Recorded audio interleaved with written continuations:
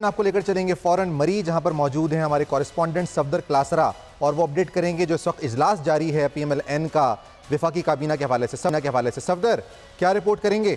जी, इस वक्त हम डोंगा गली शहबाज शरीफ के घर के सामने मौजूद हैं, जहां पर मुस्लिम लीग नून का वफाकी काबीना के मामला तय करने के लिए मुशावरती इजलास जारी है। इससे पहले एक अहम इजलास हुआ है।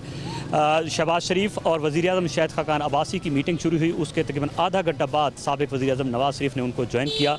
जो दो मामलात अहम थे, ख़ासकर कि वज़ीर आला शहबाज शरीफ जो है वो पंजाब में रहें या फिर 45 दिन बाद शाहिद खाकान अब्बासी को रिप्लेस करें, ये फ़ैसला करना था। उसके बाद जो है दूसरा वज़ीर ख़ारजा के मामलात जो है वो किसके सुपुर्द करने हैं, कलमदार वज़ीर आज़म के पास रहना है या फिर चौर निसार का भी कि वज़ारत ख़ारजा उन्हें सौंपनी है या नहीं, और दूसरा चौर निसार को कैबिनेट में कायल भी करना है कि वो कैबिनेट में शामिल रहें। और तीसरी बात, वज़ीर ख़जाना इसाक डार जो है वो भी इस कैबिनेट का हिस्सा रहें, क्योंकि उनके ऊपर इल्ज़ामात मौजूद हैं, वो एहतसाब अदालत का सामना भी करना है।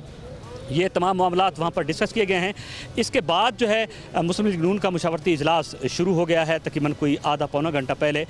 तो यहाँ पर भी यही मामलात हैं। एक तो मुस्लिम लीग नून की काबीना के हवाले से ये सिलसिला जो शुरू हुआ है, इस हवाले से कि कोशिश कर रहे हैं कि जो इख्तलाफ हैं वो भी ख़त्म किए जाएँ, और दूसरा ये कि शहबाज शरीफ को वफाक में ले आने के लिए बाकी जो मेम्बरान हैं उनको भी एतमाद में लिया जाए, क्योंकि यहाँ पर साद रफ़ीक भी शामिल हैं, एहसन इकबाल हैं, ख्वाजा आसिफ हैं, और इसके अलावा कैप्टन सफदर भी मौजूद हैं।